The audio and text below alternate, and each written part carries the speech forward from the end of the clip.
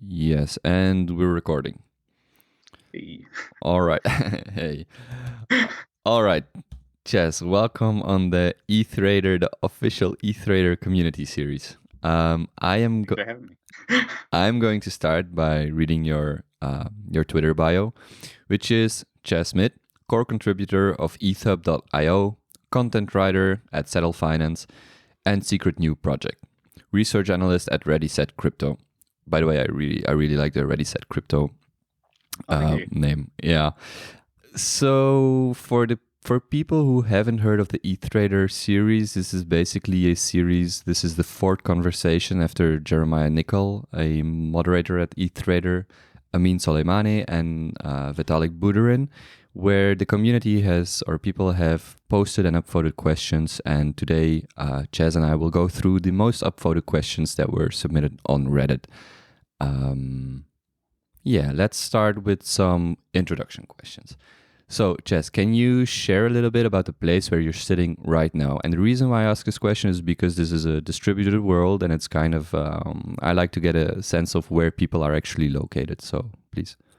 Oh, yeah, I love this question. So I'm sitting in, I rent a space from my roommate here in Columbus, Ohio. So for those of you not familiar with the U.S., like the Midwest, right below the Great Lakes. So Eastern time zone.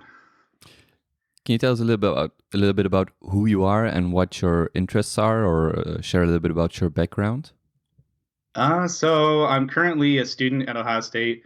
Actually, I'm an English major. That's always surprising for people to hear. Um, I I've always been big into video games, economics. Always had a side for politics and tinkering with computers. So it all just kind of came together, and I like cryptocurrency.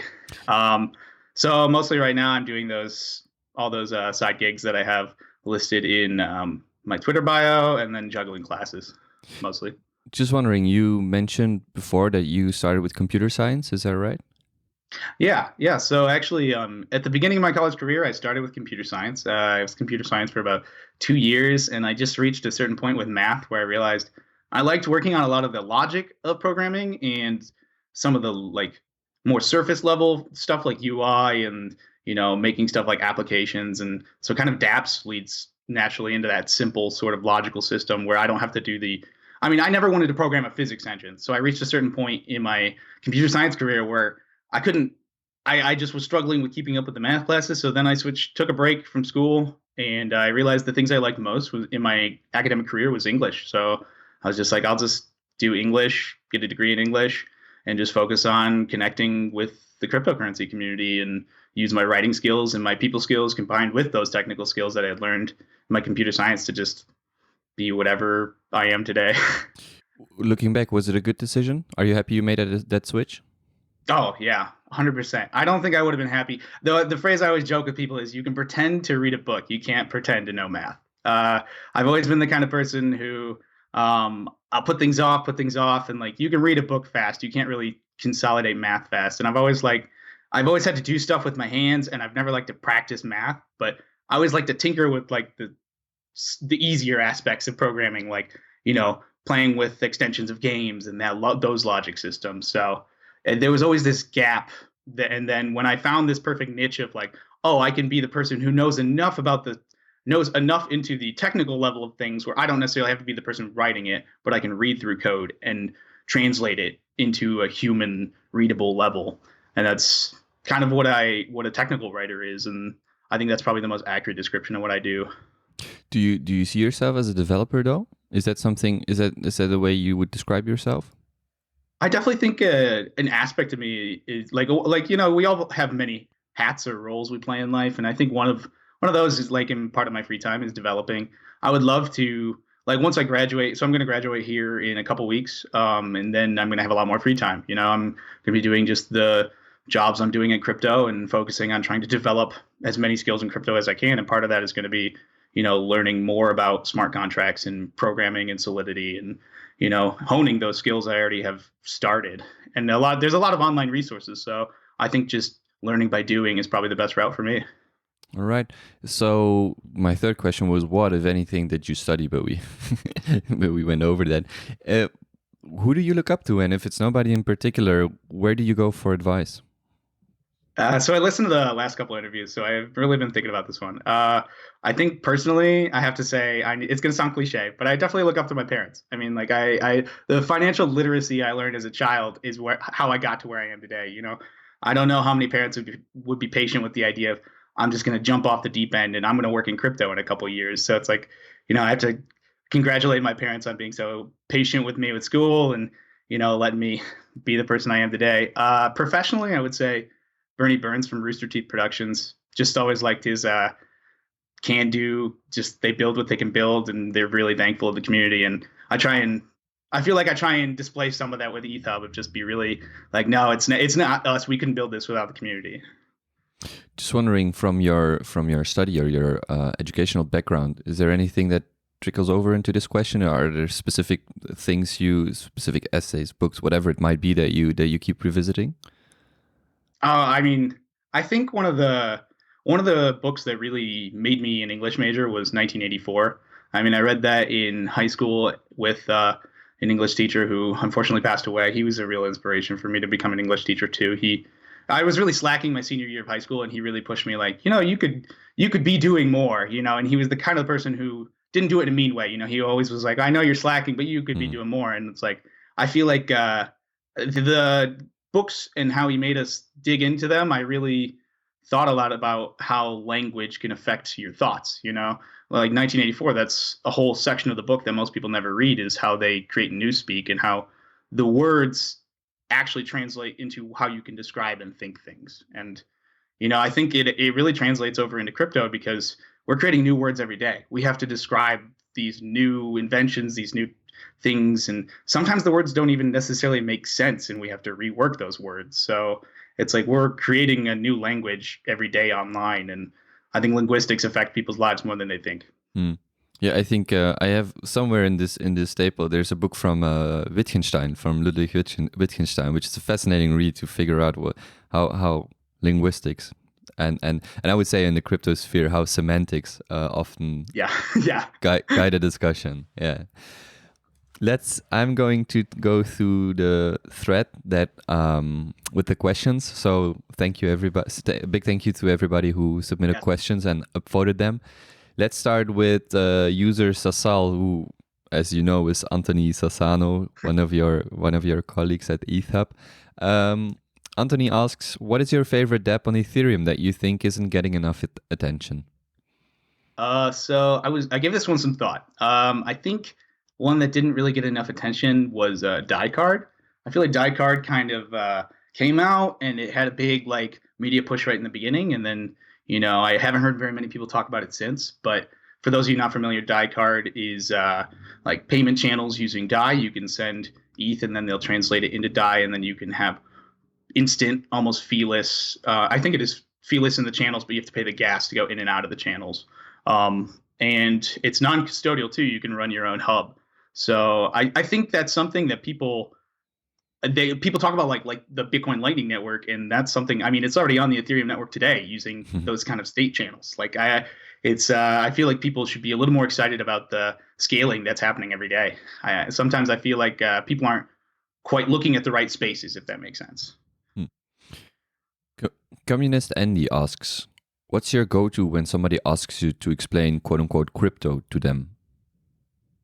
Ooh, this one I feel like I've said it a billion times. I always go to, there was a video at one point I watched, maybe I can send you the link later, where they described Bitcoin like a poker, like blockchain, like a poker game where you can't trust the other people at the table to make the correct bets and keep track of all the money without cheating you. So you all have to keep a ledger. And then so you all keep track of the bets every round. And then at the end of each round, you compare your notes.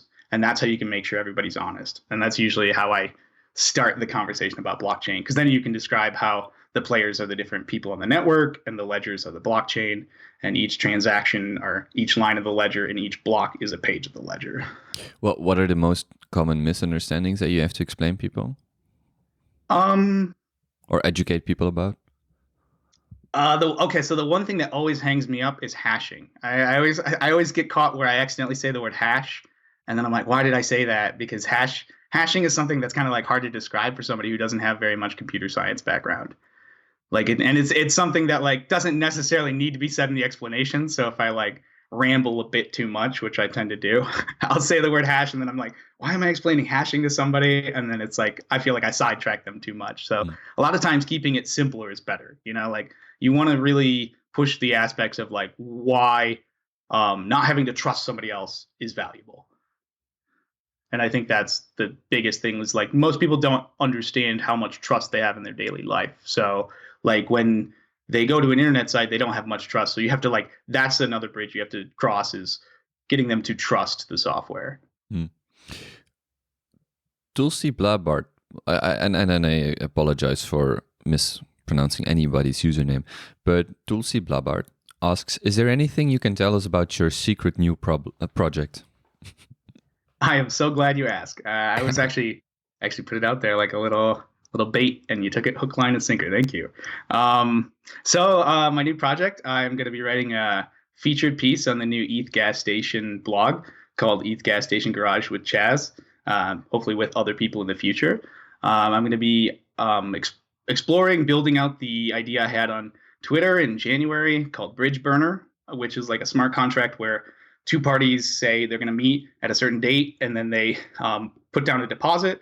And then if they don't show up and check in at the correct time, the money starts burning.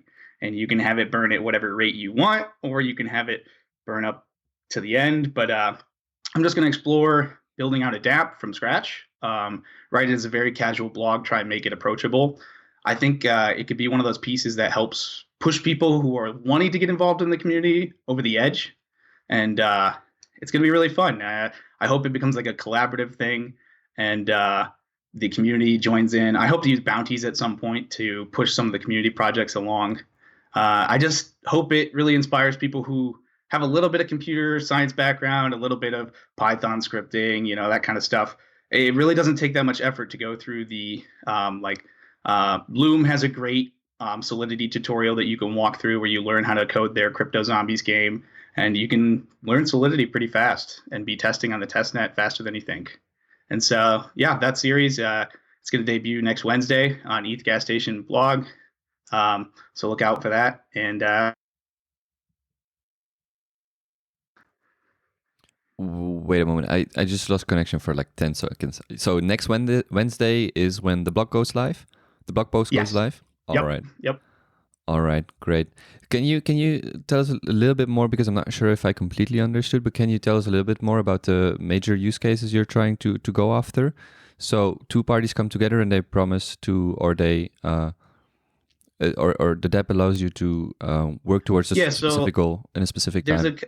I'm trying to make something that doesn't require too much trust, because I want it to be, that requires a lot of technicality, to have a proper oracle that can tell in the checking. I had to, and I write about this in the first post, where, you have to, when you design a dApp, you have to make a lot of trade-offs. I figured I want something that the community can engage with, like two friends can use, something where, you generally trust the other party to a point, but you want a social financial pressure to make deadlines or do something.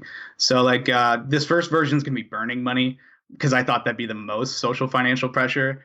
Future versions, I'm going to make it where you can choose what the burn address is, and you could send it to charity. You could send it to whoever checks in first. There's going to be a lot of options I'm going to add to it. Another one I want to do is an alternate version of it, which is a little less aggressive, date maker, which would be more for like, I was thinking of like long distance couples. You could do like, you both put up your favorite ERC20. Maybe it's a CryptoKitty. Maybe it's your rare Gods Unchained card, and whoever. If you miss the date, then the other person gets your ERC20. So it'd just be like little fun stuff that people can engage with. I would hope it'd be something that's not super complex and people can help me work through it. Because honestly, like I am not an expert in Solidity yet, but I hope like just even me taking the first step, a couple other people can follow.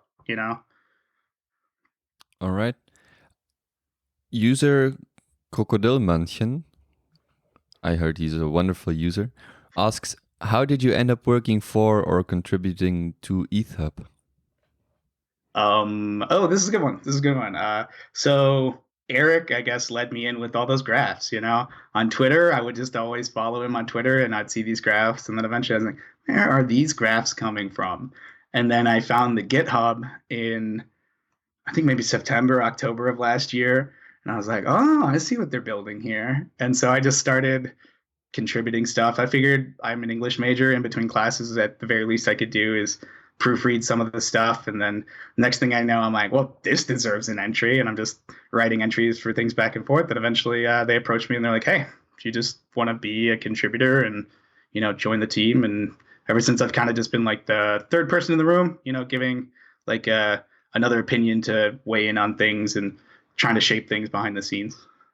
Could you summarize briefly for people who haven't heard about EthHub what it is that you're trying to achieve, or what it is that you do, and what it is that EthHub is trying to achieve? By the way, I also expect that people will listen to this or watch this in a few weeks or months or whatever, and just people who are new to the space. So yeah. for those that haven't heard of ethub.io, if you can expand a little bit on that. Yeah, so EthHub is an open source, community-led project to be like a one-stop shop for learning about and keeping up to date with Ethereum. We want to really highlight the progress and development that's happening every day. And so there's several aspects we do. Eric does a podcast Into the Ether, where he has a lot of guests on from prominent guests in the community. I'm always amazed by the guests he's able to pull in so quickly. He had Vitalik on the other day. You had Vitalik too. Vitalik's crazy active in the community. Thank you, Vitalik.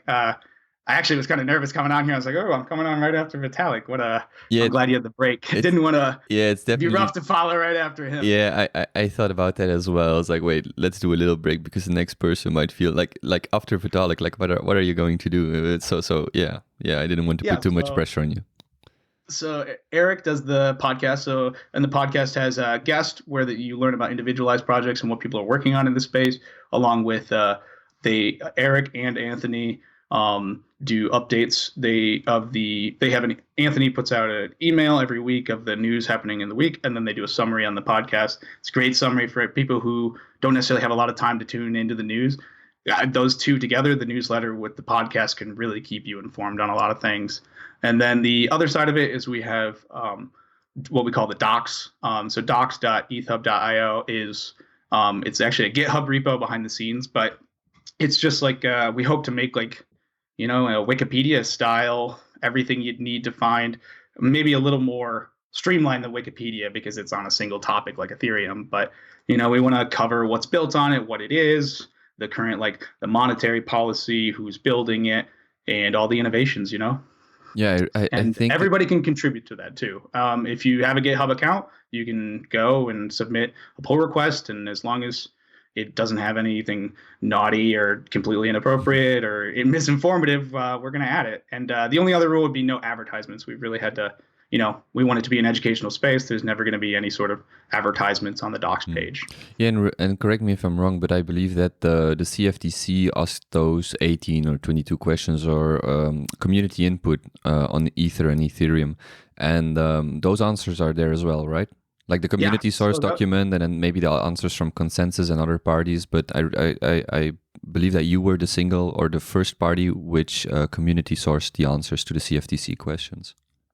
Yeah, so that was one of the biggest pushes in the beginning. We took the CFTC's request very seriously, and we tried to get as many community members involved as possible. I don't remember the specific number. I want to say it was over 23 people contributed to it. I'd have to double check that number, but I was really happy with what we were able to produce, answering their questions. It felt really nice to have the community voice what the community feels all of the answers to this question are, instead of companies or news. I don't know, people just outside of who we are. If we feel like we're the community, we should be the ones speaking for it. The nice part is we also have a lot of people who step up and transcribe. Sometimes they'll transcribe interviews and posts. Sometimes we'll take AMAs from Reddit and transcribe them onto EthHub, so that way they're easier to search for, and they're just there. Some I know one in particular was earlier this year when people were asking for more transparency with the Ethereum Foundation, and some of the ETH Core devs, including Vitalik, started disclosing some of their holdings. So we took some of those and put those on the page. Anytime we see a piece of information we would normally think would get lost in because Reddit a lot of times, like the ETH Trader and Ethereum community, like r/ETH Trader, r/Ethereum, really are a lot of the source, and maybe crypto Twitter too, for this information, besides like individual projects. And, we're just trying to make a place that holds all of that. Like, a library holds all the books. Even though everybody has a copy of the book in their home, it's still good to have a centralized place you can point to where, if you have a question about something, you don't have to write it a billion times on Reddit. You can link ETHUB, and there's already been an answer that people have refined over the years. Just a question that came to mind. Are you including the haikus, or have you seen the haikus? Somebody is one. The reason I think about it is that that's a good one. We should. Yeah, Blockchain Unchained, who recently became a moderator at ETH Trader. He built an index of the haikus starting January 1st. So that might be something of interest. Well, anybody can make a pull request. So first person to do it. Yeah, definitely. I think anything that the community deems valuable and we can have discussions about adding. And I mean, we've always said, like Eric, Anthony, and I, even though we are the people who have the, like the ultimate in GitHub's controls, being able to submit it, that's really just a semantic sort of thing. So we can make sure that it's an anti-spam measure. We don't want to be the gatekeepers of any sort of knowledge or the site itself. We just want to, we've even said with the funds, and none of us are going to profit with it. We want all the funds to go right back into either funding community projects like Gitcoin grants, or funding different aspects of ETHUB, like keeping it up and going. And like I'm working on trying to get parts of it translated. So we're hopefully going to get some grants rolling out for that after I graduate here and get more time to be able to, really coordinate it. I'd love to be, someday I think it'd be really cool if we had internationalized versions, every language, all the communities of the world helping. So we'd have little, maybe sister sites, maybe the same site, every single, no matter what language you come from, you'd be able to learn about Ethereum at ETHUB. Can you tell a little bit more about the funding? I saw the funding, but I'm not aware of how it exactly works. So did you raise DAI in order to maintain the website and pay out a salary or? No, so currently the only thing so Eric and Anthony have a multi-signature wallet for ETHUB, and we have gotten some kind donations from, I think some were anonymous, some have been through Gitcoin grants, just straight Ethereum. We've had, luckily, one day I think we had somebody send us 100 Ether, like whoever that was, thank you so much.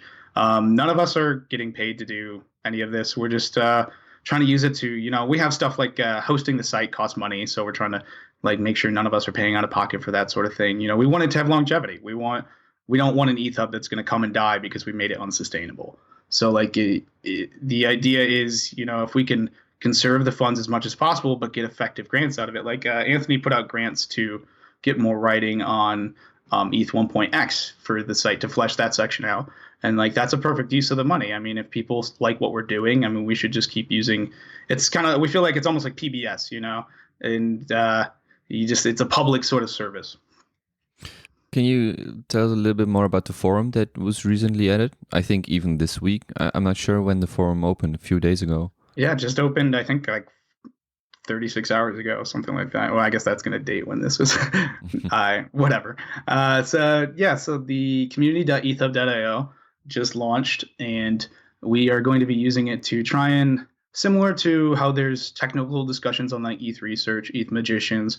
We love those forums, but the problem is some people feel intimidated by discussing certain things on there, and certain things like pricing and economics doesn't necessarily seem like it fits with the current ethos and culture there. And we don't want to necessarily butt into what they're doing there. We think they're doing great things, but some people feel like there needs to be other outlets, and we want to make sure that the community feels like they're heard. So we're trying to make a diverse set of people. We're hoping to focus on some of the more like not laymen, but more like stakeholder, investor, DApp, the participants in the system that aren't necessarily building the core and like the scaling directly, so that way we can have a more well-rounded signal, we're hoping, in the community of like, this would just be one more place where if there's a big question like, ProgPow or something like that, we can then bring that up on there and see how the community feels. It's a place where I can ask about staking rewards without feeling bad for thinking about money. Exactly. Like I think, right now staking rewards is one of the topics on there, and nobody feels guilty saying that like maybe the staking rewards need to be higher to be able to compete with DeFi. What happens if the price doesn't match? If the price like value doesn't rise fast enough to make that 5%, I believe it is like enough for people to be incentivized for staking. Maybe in these early stages when there still isn't like phase 0, maybe it needs to be higher to get more participants involved.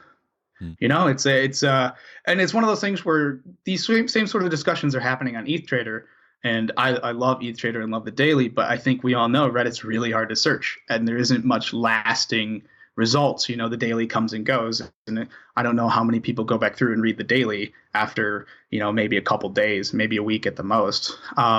So it's always great to be able to focus in on something and have proper discussions about it, and we can set certain rules there that we can't set in other spaces. Talking about ETH Trader, Carl S. Larson, moderator there, asks. Oh, perfect. Yeah. Good transition. Yeah. How could the ETH Trader subreddit and ETHUB work together to encourage a stronger, more knowledgeable Ethereum community, particularly for newcomers? Yeah, I really like this question. I think so far, I like what I'm seeing in the community where people are starting to link sources from ETHUB. It really helps us get more refined when people can submit. So I think it's almost like I want to remind people it's a two-way street. If you see something that's wrong on there, you see a typo, there's a pencil right up in the corner. You can hit it and fix that typo and submit a pull request. And it really would help us out. I mean, I saw a stupid typo today where it's just like an R missing in the word infrastructure. And I was like, oh, fix that. Took me 2 seconds. And I think as long as we have this good back and forth between, if the social stuff happens on ETH Trader and that's where the community rallies, and then we can really try and create a more like academic feel, not academic's the wrong word, but more informational or informative feel in the ETHUB side of it. Because also another thing about ETHUB is we want it when new investors do come in and they're trying to learn what is this Ethereum thing, we want it to be something they can refer to and feel like there is no bias. So sometimes there's things you can express on ETH Trader that you can't express in the same sort of fashion on ETHUB. And we really try and keep those two worlds separate. And I think it's good to have forums where people can speak their mind and have forums where people can say the straight facts. I was just checking the subreddit right now. There's for Carl, because he's the one who can actually change this. But as far as I can see, there's a useful resources tab, but ETHUB isn't there. I think we're in the, if you go, we're in the tab. Or communities. Oh, yeah, you're in the communities. Okay, I take back what I said. One of the things I've always envisioned for ETHUB, and hopefully we'll get there some days, I would like to have, I've always dreamed of having like a pipeline, like a development pipeline where an idea from Reddit can get submitted to suggestion box or a proposal thread, and then it gets vetted by like the ETHUB community, and then there'd be a developer portal where we have developer resources and people can learn about coding, and then we'd hopefully group people into teams and build community projects. I think that's something we could achieve between both. Like, people can spitball on ETH Trader, and then we can take those ideas and run with them as a community. Especially, I mean, if we can find a way where either we're willing to, if as a community we're willing to fund that sort of stuff with the ETHUB funds, or if we run separate funding campaigns for each project or something like that. I think there's a lot of things people come up with that are super, super useful ideas on ETH Trader. And someday they're going to go, man, I had the idea for that. If only I had done it. And I think with the two, like the social combined with the, more permanent ETHUB, we can build something that's lasting with these ideas. And I hope we can get to a point where, any person feels like they can take an idea and throw it up to the crowd. And, if it's a good idea, it gets built. It reminds me, it's not really a development project, but I think somebody should build something. Somebody should automatically save the banners that are being put on ETH Trader, because like in a year or two, or whenever in the future, this is historical stuff. Yeah, exactly. Technically, you will have wished that you had those banners. Like today, the banner is the one with DC Trader and jtnichol and tulips and a screenshot of $200 Ether. Maybe I'll have to write a bot to put it on my Raspberry Pi that's running. No, archive those. I mean, I have zero technical background, but this is something that I'm pretty sure, like in a year, or in 2 years, or in 3 years, That's a good like point. it'd be really funny.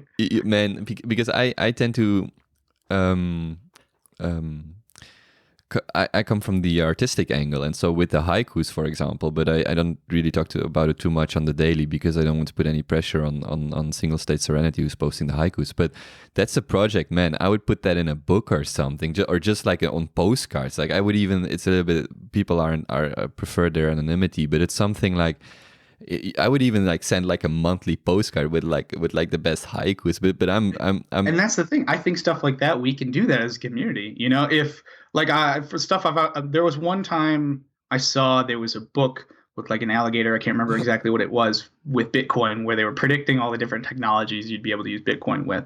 But I mean, we're at the point now where it's years later, and some of those technologies exist on Ethereum today. We could, like, I think it'd be funny to write like a children's book and have, put bounties out there for artists in the community to illustrate it, and then we could even print it and sell it on Amazon and put the proceeds toward scaling or something like that. I think stuff like that is fun. Like, I think it really gets the community engaged.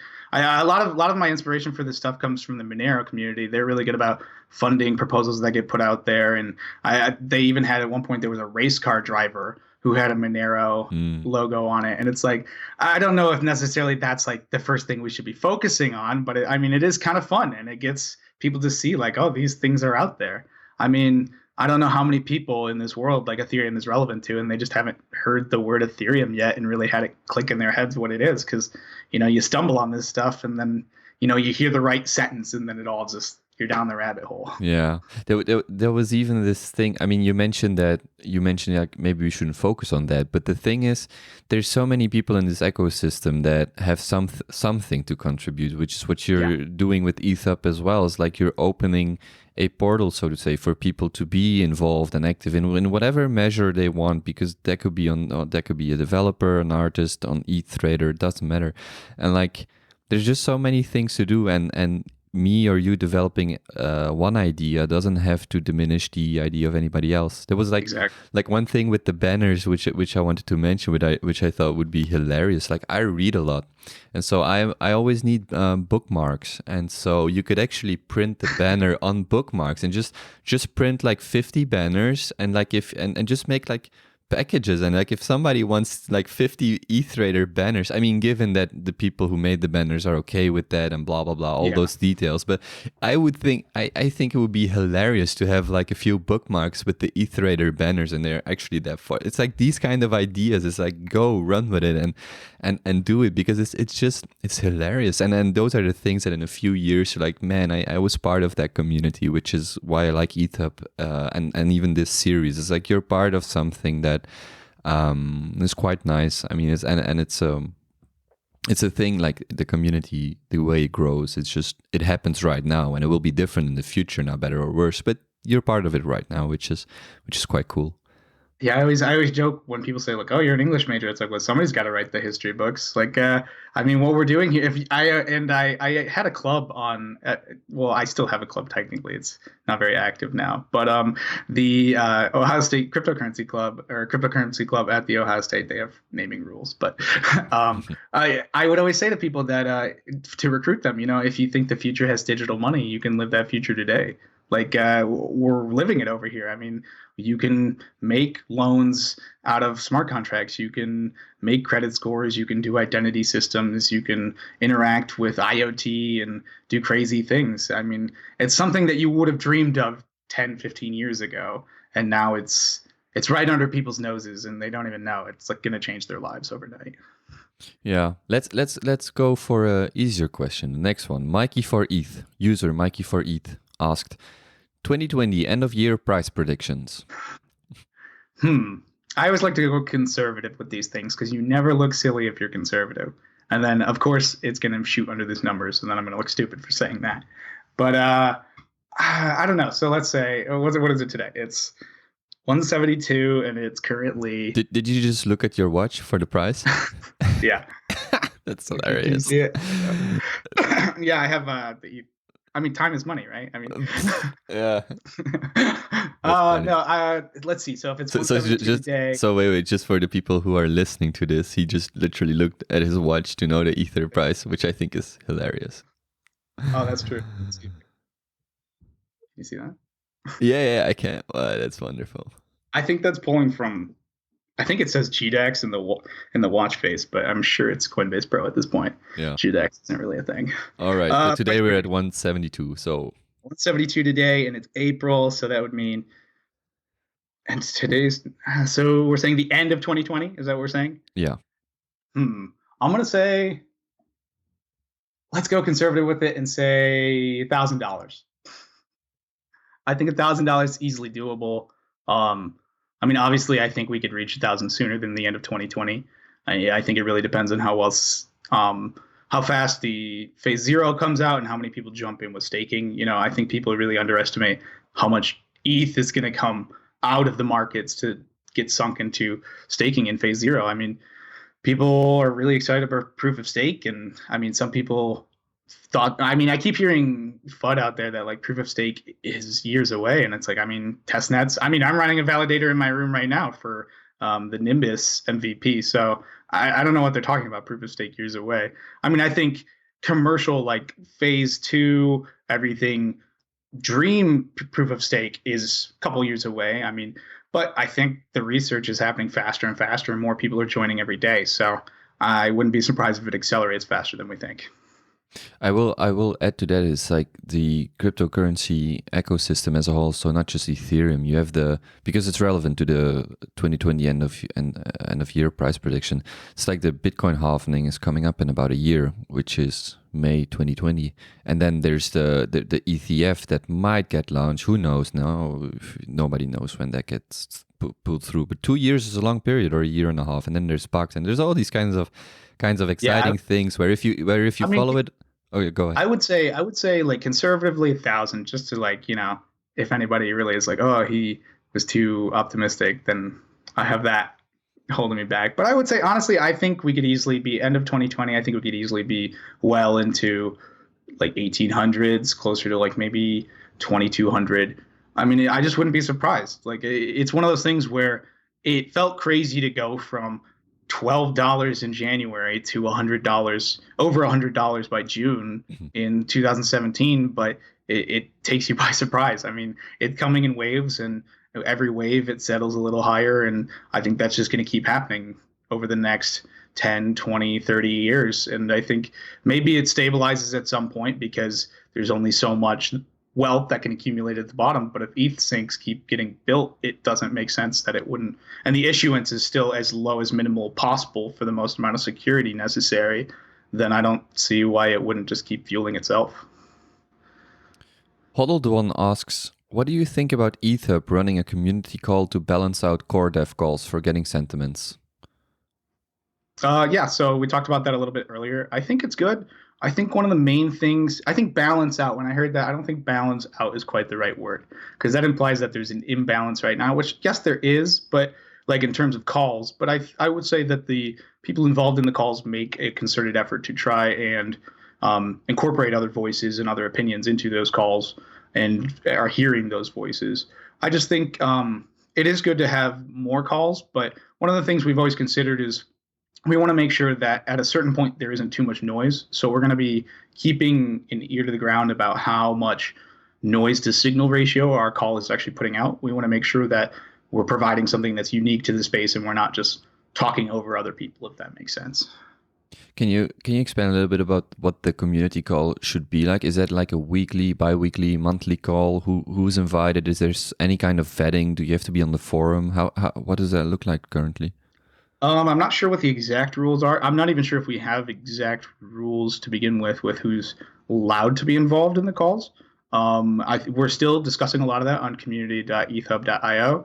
I think right now to sign up for that forum, you have to sign in through maybe Twitter or something, or one of those kind of profiles, just to, anti-spam mechanism, make sure we have a reasonable level of transparency to a lot of the things we're doing.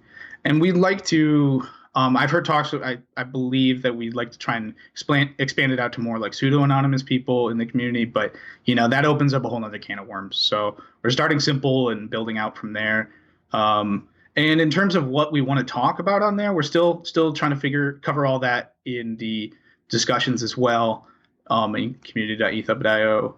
But I would say so far we've kind of been pushing toward the idea that like when big sort of like for example the third inning, or something like EIP 1559 coming up, which is the one that's proposing to change how the fees work and make it so you wouldn't necessarily have to think about gas. You could just pay a base fee. That's Eric's stuff like wait, that's Eric's proposal, right?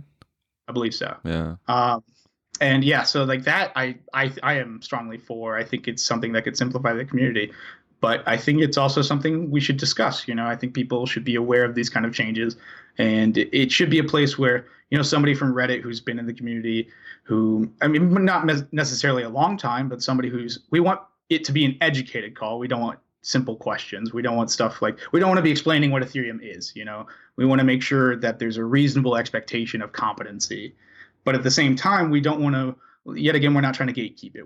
If you don't know necessarily 100% about the topic, you just necessarily have to come. That just means to be competent, you'd have to come with a little bit of notes or something that you prepared ahead of time. We just wanted to be brief, on topic, and then those topics we pick from whatever is being discussed on the forums. Would be funny, like stake 100,000 donuts to participate, and anytime you ask a stupid question, like your donuts get slashed. That'd be a good one. That's chalk it on the pile.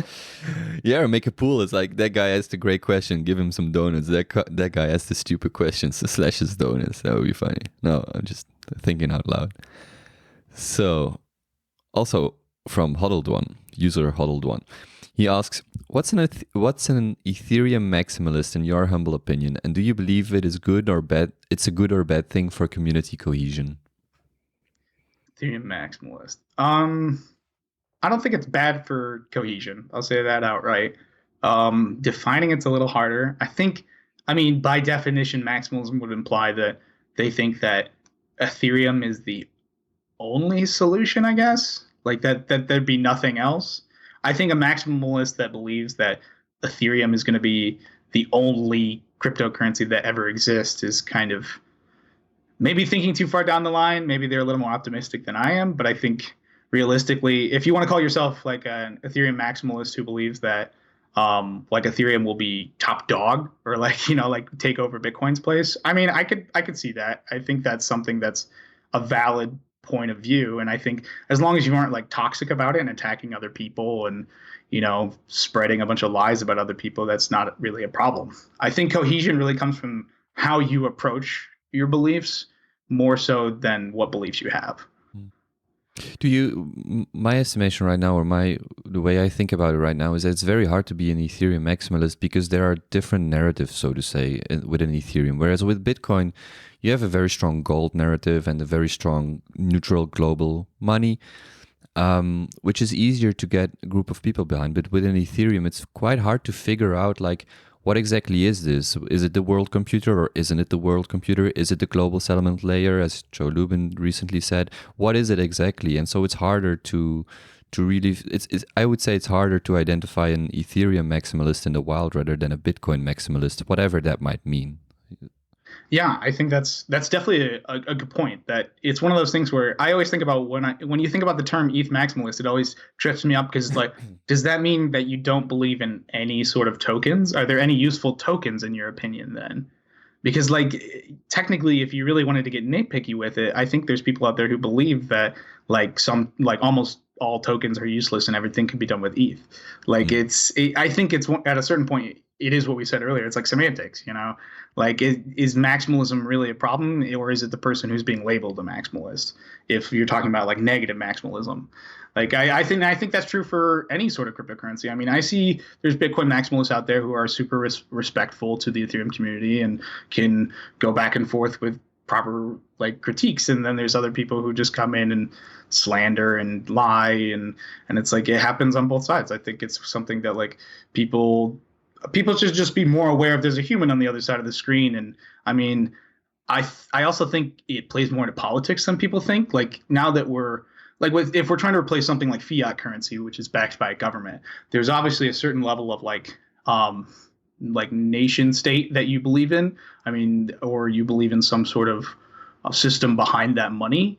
And as like Ethereum and Bitcoin and all these sort of coins take on that role, it also takes on some of that social debt. I mean, there's going to be debates between who believes what behind what does Ethereum stand for? What does the community stand for? What is the community? I mean, that's even a question of like, should we be? I mean, I've heard lately where people are saying like maybe we shouldn't be saying terms like the Ethereum community because it's generalizing. I mean, the Ethereum community is a lot of smaller communities. It's more like the Ethereum ecosystem, if that makes sense.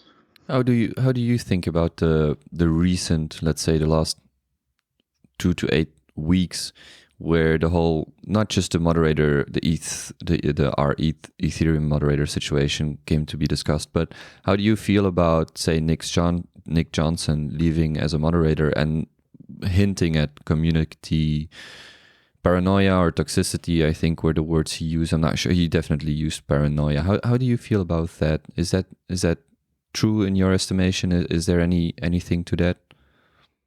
I don't know. I've been in the ETH Trader community a long time. I think I started really getting active in ETH Trader like maybe late 2016, early 2017. I mean, I think I was browsing it maybe in 2016. I can't quite remember, but I wasn't really participating. And I think there's a difference between lurking and actually engaging with the conversation and being like, because I mean, there's so few people actually in the room that when you engage with somebody, you're most likely gonna get an answer, and the way you talk to that person is gonna change the kind of information you might get back. And I think it would have been better. I appreciate all the work that Nick Johnson has done for the community, and I think he's still going to continue to do great work.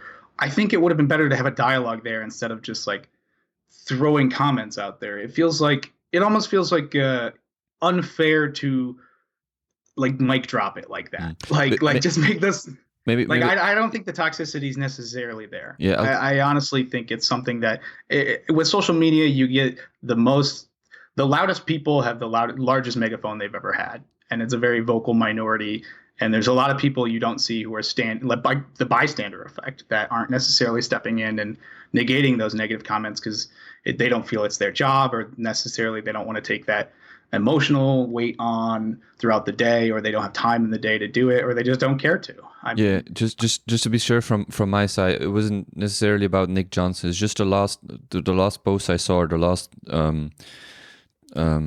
thing that happened in this evolution, which I guess started with Afri's tweet and then the open letter, and then Luri Matthias, Heliumcraft made a tweet about it, and then Lane and Ameen, and this whole situation where the Nick Johnson thing is just the last thing to seem to come to mind. So in no way am I trying to. I don't want to put this all on that. No. Definitely, it's a larger question than that, and I think it's something that it's good that people are voicing. That's to say, I think it's good that people are voicing how they feel.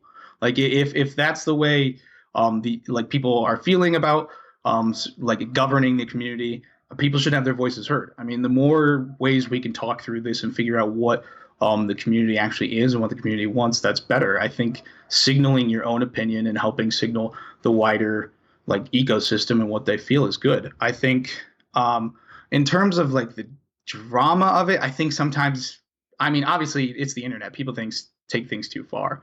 And I think there is some validity to how far the backlash is. I think anybody who's dealing with this right now in the community should listen to that. John Oliver had a thing about online shaming and backlash, and I think that's a really good piece about how the internet right now, I think it's a wider problem than just the Ethereum community. I mean, if you look at Twitter in general, that kind of stuff happens on a daily basis. And, a lot of people jump on the bandwagon when it feels easy instead of necessarily forming their own opinions or looking at like the larger scope of things. It's easier to make somebody into a character than it is to try and treat them like a person and see them for all of the grays and maybe imperfections, Yeah, and I will add to that I think the ETH Trader subreddit, for all its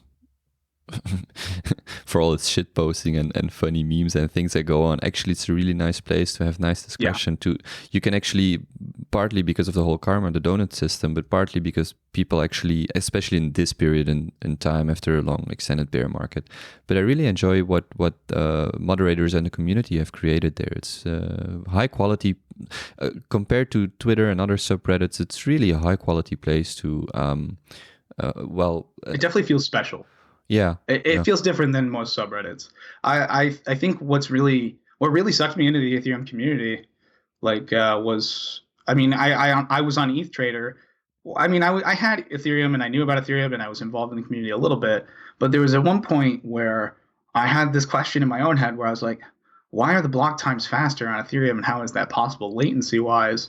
And I kind of just blurted that question out to ETH. I think ETH Trader or Ethereum Noobs, which was tied to ETH Trader at one point. I don't know if anybody really maintains it now, but and somebody gave me a long, detailed response about Ghost and how, there's uncle blocks and that sort of thing. And it was something where if they had just told me oh, Google it yourself, I don't know if I'd be here today. I don't know if I would have gone in the daily and talked to people and answered questions like that. And I mean, the reason I'm working with ETHub is because I used to answer a lot of questions on Reddit, but I found myself getting tired of answering the same questions. And it wasn't the person's fault for asking the same question. It's kind of hard to find the information again. But at a certain point, you think maybe I should put this somewhere where people can find it. Yeah, definitely. So let's see. Another question from Huddled One. Why are you in space? Wait, let me read. Okay. Why are you in the space? And he points out not how you got into it, but why are you in the space? Why am I in this space? I mean, obviously that's a question we all ask ourselves. I mean, an obvious reason is, I think it's going to be successful. I think Ethereum as the dream of making an open finance system where anybody is able to collaborate and build and transmit value in any capacity they feel I think that's going to happen someday, and I want to be there. There's just what else would I always liked video games. I always liked politics and economics. I mean, I used to play fake stock games where you'd pick stocks and put fake money into it and keep track of portfolios. And so, I mean, and then even going into college, I even was like, oh, I should trade some stocks. But, I got frustrated with I would have to pay $8 every time to have a broker put it in an order. And maybe I was just stupid and had the wrong service, but it just felt like, man, a lot of people probably just go, oh, that's the standard rate and just deal with it. Then Robinhood came out a couple years later. And by then I was just, I was a broke college kid, didn't really have the money. And by the time I found Ethereum and Bitcoin and everything felt like it just clicked. I had taken that.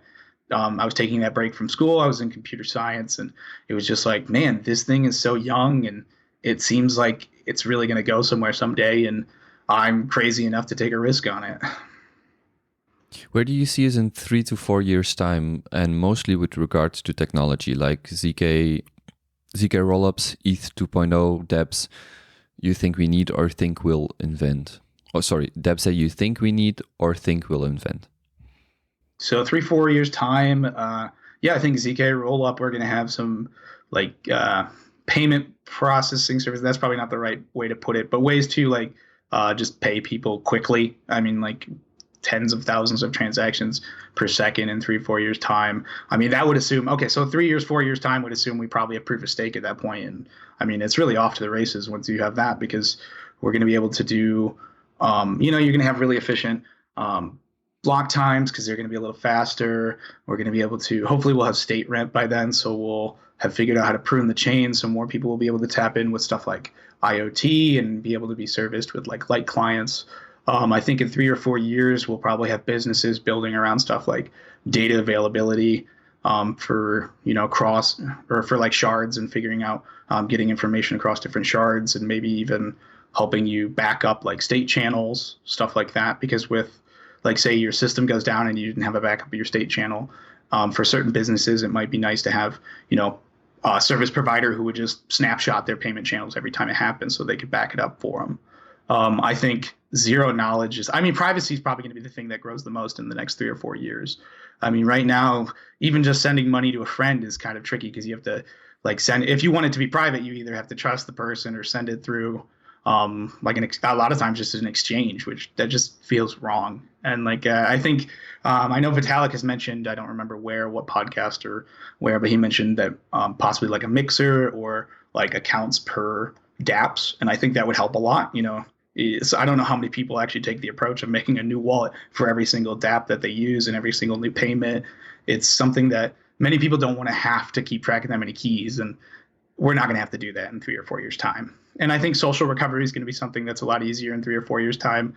I mean, the status key card is coming out, and the stuff that Grid Plus is making with their Lattice one, oh, that thing is so beautiful. I haven't heard about that. Can you explain that? Oh, for those who aren't familiar, they're making so Grid Plus, they're trying to work on.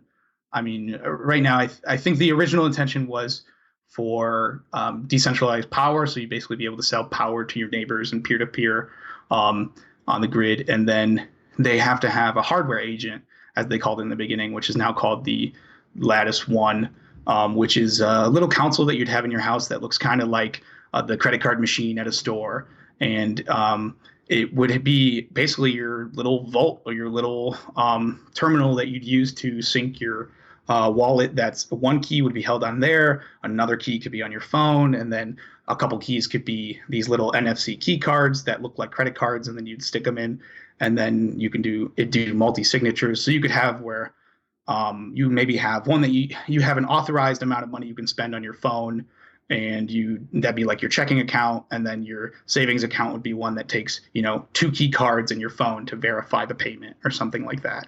So I think stuff like that where people aren't necessarily going to have a billion flash drives to back up their keys, or you could hand a friend, you hold this key card, you hold this key card, and then they'd be able to recover it with one of these devices. And I think that's going to be pretty commonplace here, because those sort of cards also work with your phone. So you could have where you could tap the card you could have a couple friends tap it to the back of your phone and recover a wallet for you.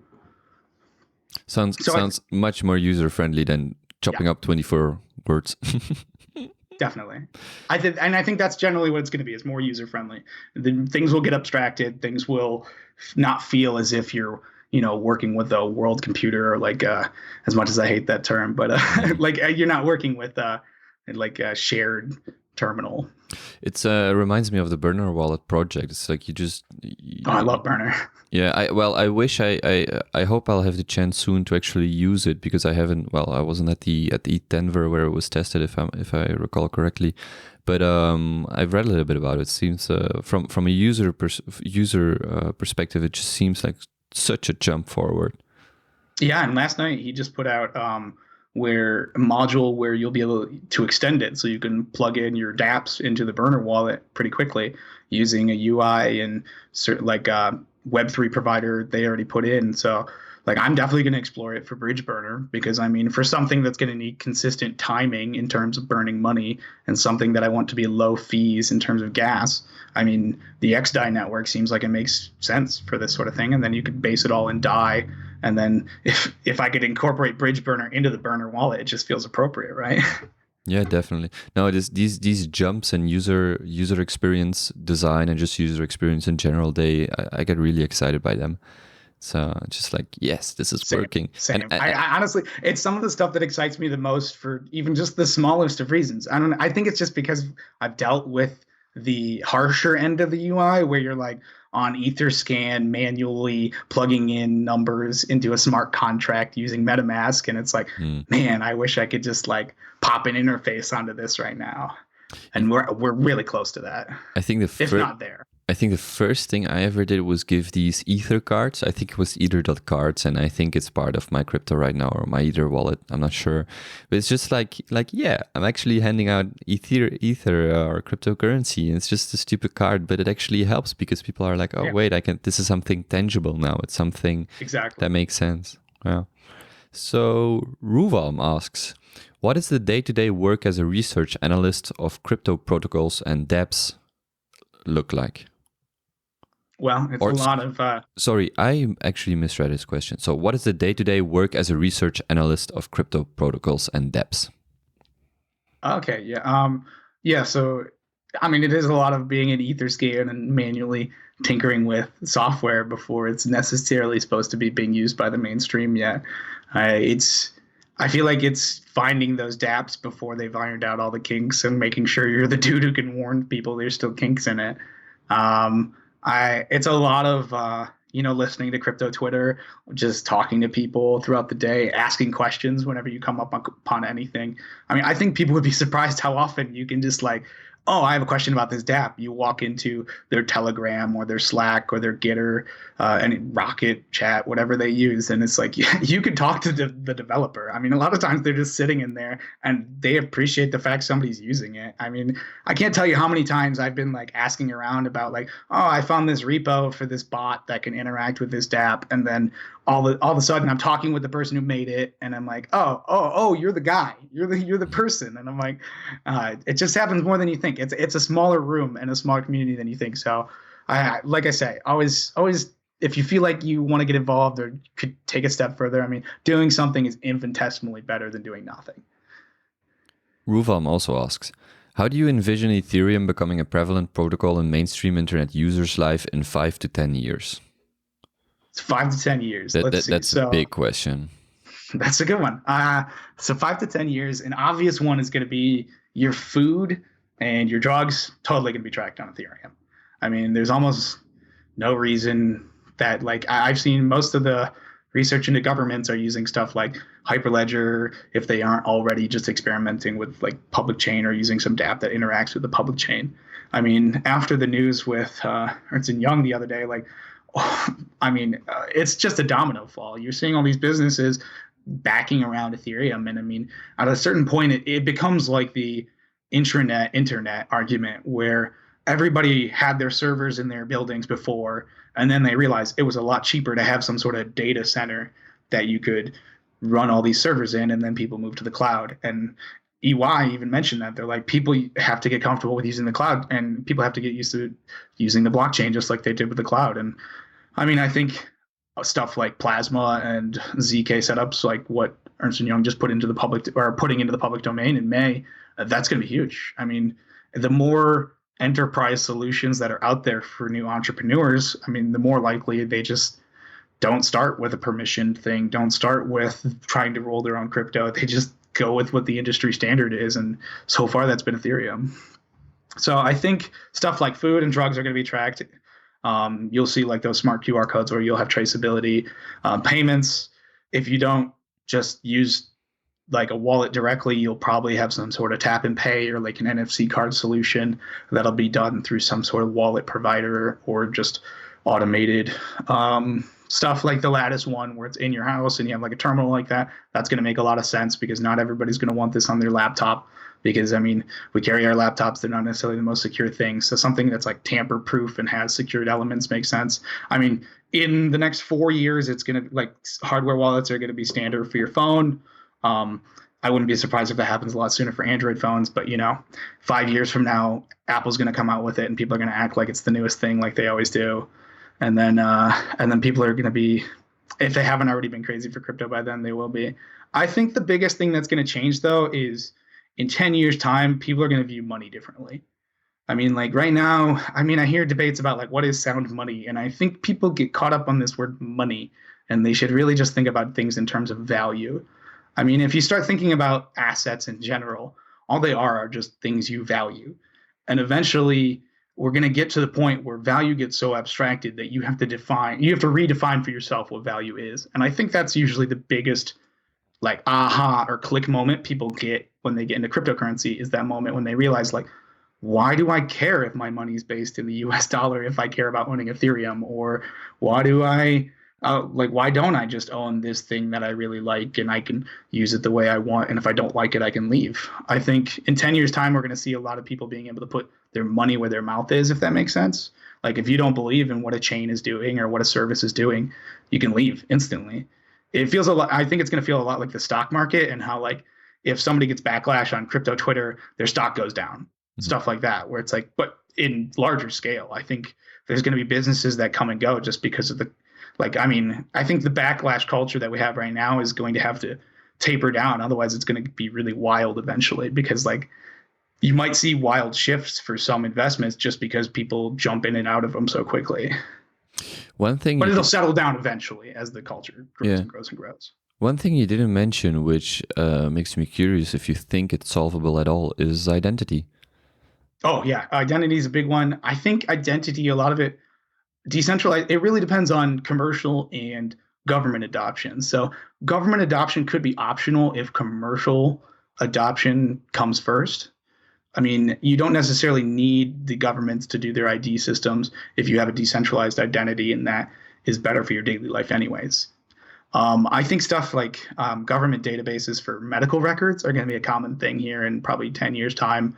Like, it doesn't make sense that when you go to your doctor, at least in America, I don't know how necessarily how it works in Europe, but you have to, like, if you go to a new doctor, you have to, like, ask your doctor to transfer the files or get a booklet and carry it yourself. And it's like, that's absurd. Like, I mean, it's 2019.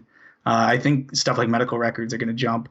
I mean, I think at least the United States, we're probably going to have to replace the social security numbers. I mean, after the Equifax hack, I don't know how you fix that. Like, you can either, so many people are going to have their identity stolen here in the next 10 years that it's going to make sense to replace it. That was tens of millions, right? If I'm not mistaken. Yeah. It was, right. I think it was something like 1 in 3 Americans or something like that. Yeah. It's something ridiculous. I would have to look up the exact numbers. But so you do believe that the identity problem is fixable, or that we will be able to overcome or build an identity solution or a set of solutions? I think it's going to be a set of solutions because, look, I generally think for most things that there's never going to be a one size fits all solution. So, like, I mean, we even have that right now. Like, you have an internet identity, and you probably have several internet identities depending on what function of the internet you're using. So there's going to be multiple types of, I mean, you might have decentralized identity systems for your gaming account, and you might have a decentralized identity. Like, I think identity itself is going to change a little bit too, because in a world where there's a lot of transparency, like the internet and like blockchain, you start to question what parts are worth being private and what parts are worth being public. And I think we're starting to see the ramifications of that with social media in society, where people are starting to understand they live in multiple worlds. And I think identity is solvable, but it's just going to need different aspects to it. Like, if you're trying to solve something like your government ID, you're still going to have some system around that you trust to take in that identity. And it's all about using the technology to minimize the required trust and making it more transparent. Because at the end of the day, it's kind of like with what people have with property. Like, you can't necessarily tokenize a house unless there's somebody there to repossess it. Like, you can't just like slap your deed on the blockchain, sell it to somebody, unless in the actual system where the physical house is located, there's a physical system around that supports that. So I think it's going to depend a lot on how fast certain countries move on it and how fast people are willing to adapt. The one thing I fear about identity is that people fall into identity systems that are even more flawed than the current ones. I mean, what happens if, like, for example, we try and replace the social security card numbers and we make it kind of like banking right now, where it's like, oh, well, we don't want too secure of passwords because then we have to have a customer service line where we can help people reset the passwords, and it'd just be more cost efficient to let people get hacked. And it's like, I'm almost more afraid of, not that the tech won't be able to support it, but that the system won't get built properly. I think it's more of a social thing. Shemi Fien, by the way, he could be an English major as well, because he's been writing stories on the daily. But Shemi Fien asks, what is your personal favorite potential use case for Ethereum? Not necessarily the one that's going to have the most wide-scale adoption, but the one that you personally would like to see come to fruition. So I gave this one a lot of thought because I was thinking of, like, what are use cases that I don't think would necessarily come to fruition, but would be super cool to see happen. And I've always thought about, when I'm driving, it would be really nice to have like a reputation system of the drivers around you. And like, if you could say like, oh, that guy's definitely speeding and that person just cut me off. Like, I think I think Ethereum could support like an anonymized, like, so you could see the cars around you, but you wouldn't necessarily know all the information about them or anything. But you'd be able to, like, maybe help the authorities be like, that guy's speeding. And then it'd be like, if they got enough of like votes toward them, then the authorities would be alerted of it. And like, the authorities wouldn't necessarily be able to track everybody at all times because you could use stuff like zero knowledge. And then I was thinking, well, I mean, if you incorporated a reputation system, you could also incorporate a tipping system. So every time you do those little like, oh, thank you, like in the car, you could just be like, well, here's a penny or something like that. I think that'd be cool. I think small little social financial incentives are something that like in the future are going to seem pretty commonplace, but like right now don't happen very much. Would be funny. Like I'm trying to imagine it right now. You wear like a VR or sorry, AR glasses, and you just see when driving around, you just see like that's an asshole, that's a great driver. Exactly. Don't let that person park the car. It's like it might save your life. That's the thing. I mean, with as many people die in car accidents, you'd be like, oh, I should give that guy plenty of room. And you wouldn't necessarily have to know a lot about them. It could just say like, oh, their risk threshold is 7. And then it's just like, you wouldn't necessarily know they're a drunk driver or they're like had speeding tickets or something. You just know like something's up with that guy. I mean, the only thing I fear, yet again, it's something like, it's like, that sounds great. It's like with every system like this, it's like, well, I hope my worst enemy wouldn't use it for bad or something like that. Like, I hope it wouldn't turn into something like, I mean, I'm not giving an opinion on this. I honestly don't know enough about the social credit score in China to really give it a fair shake. But like a lot of people are scared of like the social credit score in China that they're building. They can remove like access to the internet and they can remove your travel rights. So it's like, that's the one thing about all of these systems is like, you always have to imagine what's the worst case scenario. And like, I'm not saying you have to be a pessimist all the time, but I mean, it's realistic to try and think what would happen if this failed spectacularly. So it reminds me of the rule. It's not an official rule, but I read it somewhere. It's like if you're not willing to hand over your technology to your worst enemy, probably don't put it out. Well, probably don't use it in the first place. Something like that. Exactly. And it's a great hedge against releasing stuff in the open that might have very unintended consequences. That's exactly how I would put it. It's a lot like that, where it's like if you wouldn't want your worst enemy using this technology against you in some capacity, maybe design the system so that way they couldn't abuse it. User Mollide asks, what do you think about the current issuance rate? Should it be reduced again? I don't know the current issuance rate off the top of my head, like in dollar values. But I honestly think if the price goes up, I don't think it's really going to be a problem at the current levels. I think the thing to be focusing on would be staking rewards. I think that's some of the economics we should be looking at more. Obviously, if the price goes up, I think we could reduce it. I think there's a certain amount of it gets to a certain point where it's kind of ridiculous how much you're paying for security. If you don't need to pay that much, just like we did in the third inning, we realized like, oh, the price has gone up. It's not $10 anymore. We can lower it a bit. And so, I mean, if we are at double or triple the price in the next year or so, I mean, we should definitely consider it. I think it's something, or we should consider maybe the value of the network has grown to the point it's worth paying more. I think it's definitely something you have to keep an eye on and be willing to adjust, but I don't know if it necessarily needs to be adjusted today or in the near future. Rhetorical asks, what do you think blockchain will enable that no one is thinking about? What will blockchain enable that nobody's thinking about? Wonderful question. Like, please tell me what nobody is thinking about. What will enable that nobody's thinking about? Like car one was a pretty good one. The idea of like I think like micropayments. I think probably that'd be it. Like micropayments are going to be something that like you're going to have all over the place in your life here in the near future of just like, I mean, I think it'd be a really good solution to like the surveillance economy if everybody just every year had a certain amount of money. And I think that's kind of silly that it has to come to the point that we have to bribe people to not spy on us. But at a certain point, like, I mean, think about small websites where they're using the ads just to keep the site alive. I mean, I know like not everybody does this, but like during the flippening, as people were calling it, when like the ratio was getting close in 2007 or closer and closer in 2017, there was that like flippening website with the dolphin graphics and everything. It's still online, and that guy, it's still online. Okay, I haven't checked it. It's in a while, by the way, for the people wondering, it's flippening.watch. Yes. When that person came out with that website and came out and said they had like $1,000 bill because everybody was checking it, I was like, well, I mean, I've made quite a bit of money in the last couple of days. I better give like $5 or $10 to this person. But like, and I don't think everybody's going to go to that level, but I think it's going to get to a point where if we all are using certain types of infrastructure, micropayments make sense. And like every time you use something, you pay a small fee. I think that's something not very many people are thinking about with the internet today, that like how they are actually paying for things. I mean, we in the crypto community think about it because, I mean, that's all we ever think about, I feel like. But I mean, a lot of people using the internet today don't even think about, well, why am I able to use PayPal and pay, or Venmo and pay my friends without using any fees? And then, like, I just had to explain to somebody like one of my friends the other day, that they hold your money and earn interest on it. And they're like, what? And I was like, yeah, it's not free. Like, you're paying on some level. I think that's that's what a lot of people don't think about nowadays, is when you're using something you're not paying for, how is it being paid for?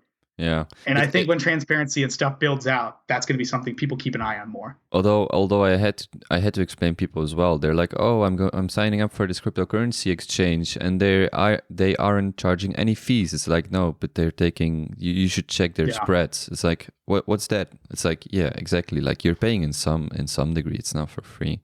By the way, what you mentioned about the micropayments, it reminded me of. One of the major shifts I think that is going to happen is the fact that illiquid markets are becoming liquid. And so the things that we are very used to being illiquid, like a house or even just like, let's take the example of a house. We're making things much more liquid, which opens the door to so many things that we just aren't thinking about. It's like, if you can make a car, but in a similar sense, you can lease a car, which is a much more liquid form of car ownership, or car usage, I should say.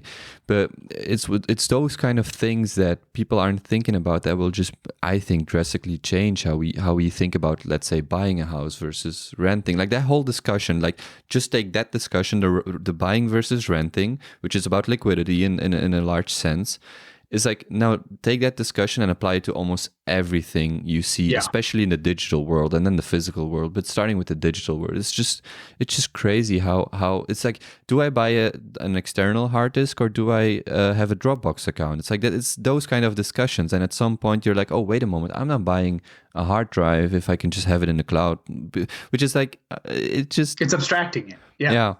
And I love thinking about those things, or just trying to figure out, like, how is this going to trickle down into our daily lives, and how are we going to think about these things when illiquid assets or become more liquid. There was this, I talked to a guy, and he was talking about how they're they were putting together a system where you could have your invoice. So let's say you have a 30 or 90-day payment, and then other people could actually pay that invoice so that you would get your money more quickly, and then blah blah blah. Like, it was some system where you, as a small entrepreneur, you only get your money in about 90 days if you're working with a big company. And basically they're building a platform where other people can already pay you your money with a discount, of course, and then just pays interest or something. Exactly. And so basically the small business owner has his money, be it like 90% of the money or 95, whatever. He has his money, he's happy, and then the people that are actually arbitraging, so to say, they are happy because they're making a profit. And then the big company, the service provider, is happy as well because they just get their money in 90 days or something like that. And it's like, yeah, well, I had never thought about that. I don't even know if I'm explaining it correctly, but it's like, wow, that's actually cool. I get what you're saying. Like anytime you have a financial payment that takes like 3 days from a bank, like, there's no reason somebody else couldn't step in the meantime and pay you immediately and take on the risk. And technically that's a lot of times what, like, your wire transfer fees are, like your bank is giving you the credit line and charging you that fee because they're giving you that instant payment. And that sort of stuff is going to be applied to a lot more assets. Yeah. Two things I would add on to that are, like, I mean, I think many people don't think about this, but we're going to reach a point where assets own themselves. I mean, like, we're going to have DAOs that own properties, and then the house and people involved in the ownership of the house determine how, like, the house gets rented out and who rents it and their social credit history. And, like, I watched an episode of, I think it was on YouTube's, like, YouTube Premium, called Weird City, and one of the episodes was like an AI owned its own house and was, like, living with these occupants. And I was thinking, like, well, obviously they're playing up the personality aspects of the AI, but I mean, there's no reason, like, in the next 10 years you couldn't have a house that's run by a DAO and they hire a couple property managers or something, and it's all decided through the blockchain. And Yeah, then I think the use case a use case of this would be the self-driving car that just yes, basically yeah. finances itself. It goes to the garage, it does the maintenance Anybody itself. interested in that should look into Oaken Innovations. Like they've been working on it for years. Of Can you spell that? Oaken, so Oaken Innovations, like the word, Okay. like the tree oak. And I think what do they used to be? Oaken Labs, or I can't, it doesn't matter. But they years ago won a contest in Dubai they put an Ethereum wallet into Tesla, and it was able to pay fees at a toll booth, and they were talking about how it'd be able to pay its own car insurance and how you'd be able to rent it out using a smart contract and everything. And like, yeah, those guys, that stuff's great. I think that's going to be something Uber drivers, as sad as it is to say it, like that profession isn't going to exist in the next 20 years. As soon as self-driving cars are allowed on the road, Uber has every financial incentive to try and get rid of those human drivers because they're the most costly part of that. And I mean, I hope and that's another thing is I think we're going to see, like you said, with the contract, like people getting paid faster for their contracts. I've seen similar, like liquidity applied to like bail in America, where people were talking about we should make an Ethereum contract where we could pay people's bail money, because if you aren't aware, like bail money you get back you bail, for people who are unfamiliar with it, is if you have a court sentence, you can pay bail to get out of the jail awaiting your trial, and then the bail money is given back to you at the court date, I believe. And so like it's strictly just a bond to make sure you don't run. So if there was a DAO or some sort of fund that was willing to give that availability to people who were like, the DAO were not worthy, seems like a pretentious word, but like people who were low flight risk and like had a good enough credit history that they felt they could, like, they weren't just going to vanish. You could hedge your bet on Augur. It's like, are they going to bet? Exactly. And you could use stuff like social credit scores like Bloom, or like, I mean, I'm sure Dharma Lever at some point, like those not Dharma Lever, but the Dharma protocol people are going to make credit scores for that. And like, I think we're going to reach a day where, I mean, I think we're going to see a backlash between the decentralized finance world and the traditional like systems, or not decentralized finance, but like I guess decentralized world. Finance probably narrows it, but like our community is probably going to try and solve problems that are still happening in the current system, and then eventually probably just overtake part of those systems. Let's continue with the questions. Let's see. Ruvalm also asked, what are, in your opinion, some points in which ETHUB can still improve, be it in terms of reach, new features, or media formats? This one's a good one. I think that reading through ETHUB, some of the language is still too high level. I think we could really work on making it more approachable for some people. Like, I mean, I think if you go looking at what is Ethereum, I mean, what is a blockchain? What is it requires a certain vocabulary that you already need to have picked up to be able to walk into it and read it.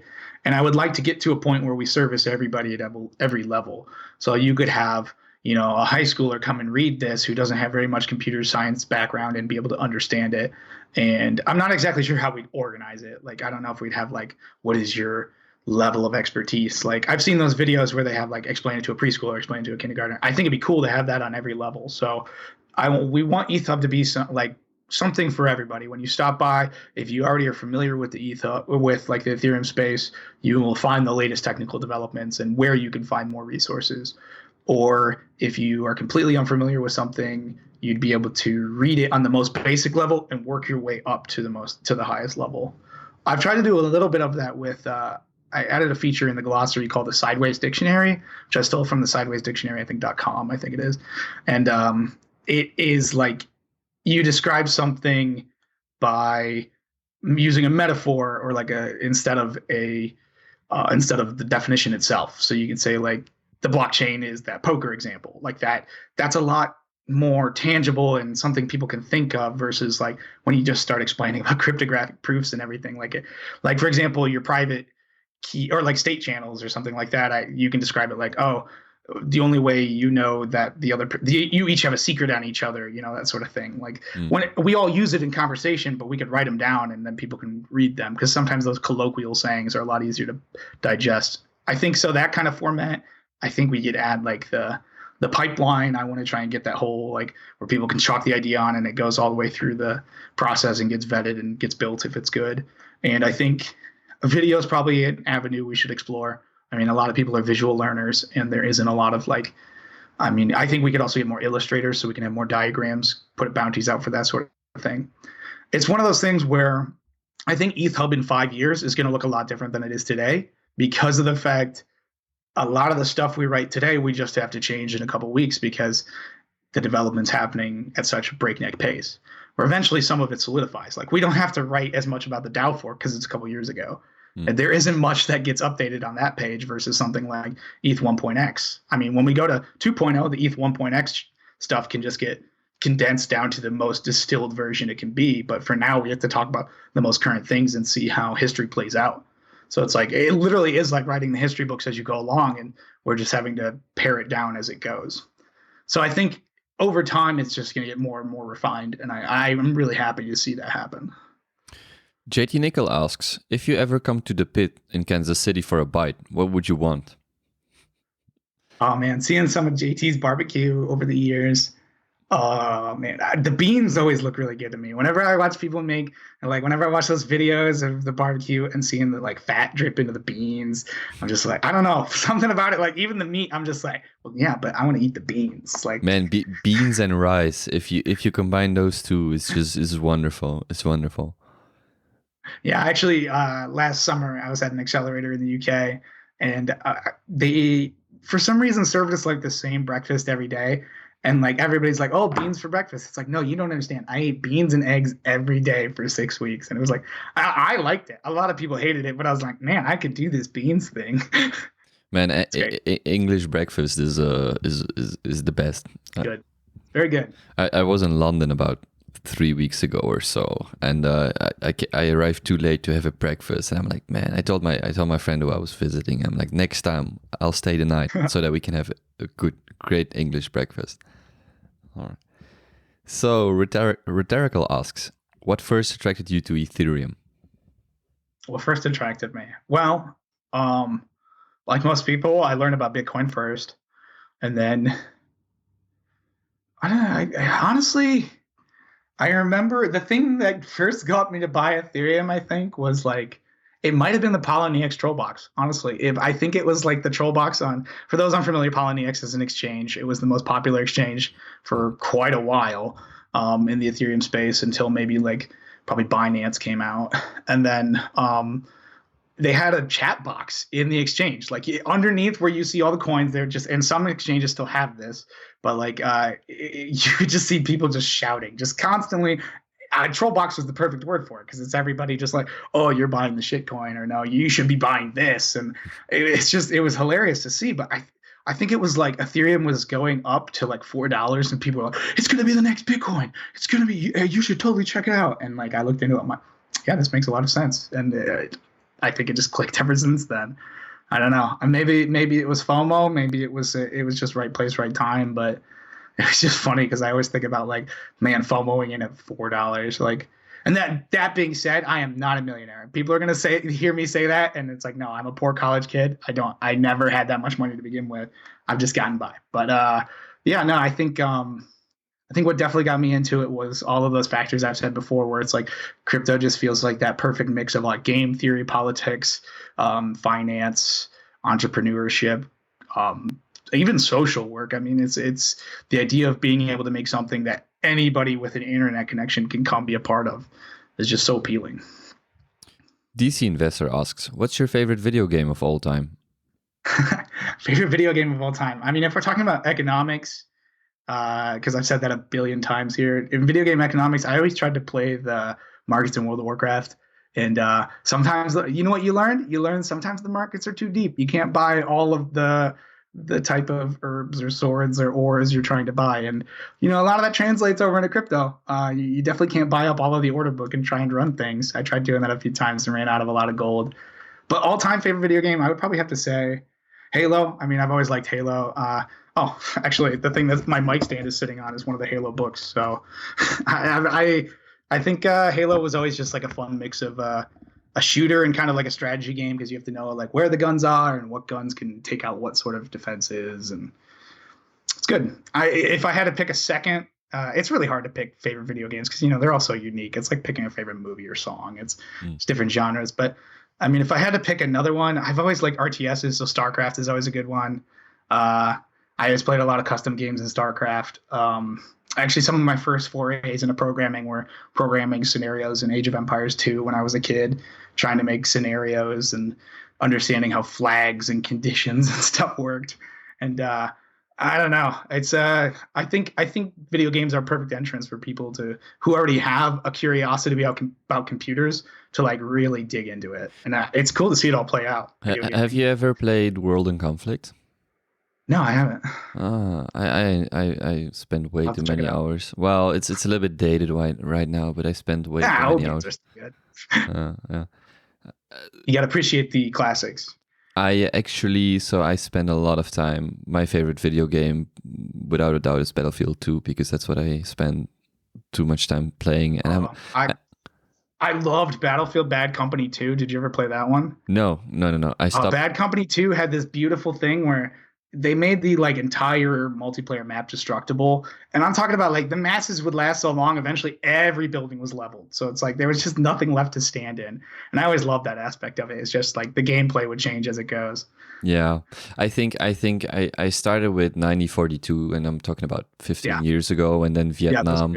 And that was like the very first big multiplayer game, I think, or first-person shooter for sure. Oh yeah, it was definitely one of the biggest. Yeah, ones, for sure. Like you had Call of Duty, which was great as well, but you never had those big multiplayer maps. And then Battlefield 2 came out, and you had maps like Wake Island. And I remember playing with 64 players, and I actually played it competitively for a while. And then I went abroad and I sold my computer and never again actually gamed. And but right now, sorry. I said that's sad. Do you game now then? Well, now I have a MacBook. So since then, so this is 10 years ago, I switched to MacBooks, and it's just it's different. And so right now, from time to time, like every month, probably once per month, I'm like, you know what? I'm just going to buy a computer, secondhand computer, and just going to game. And especially, it was funny that especially in the last 6 months or the last 12, maybe during the bear market, I'm like, I'm just going to buy a computer and just play games all day. I'm not even going, like, how can I save money? It's like, I'm just going to buy a computer, stay inside. Stay home and play games. Yeah, stay home, play games. Don't do anything. Just play games. Yeah. Recently I was able to get a PlayStation 4 and I've been playing a lot of Red Dead Redemption 2. And it's like, my roommate and I joke, it's just like cowboy shoot 'em ups, cowboy simulator. It's like, I feel like I could waste so many hours in that. And it's just like, it's beautiful really to see how much video games have become art. Like I could pause almost any frame in Red Dead Redemption 2 and it looks like a painting because it's like all of the landscapes and everything being.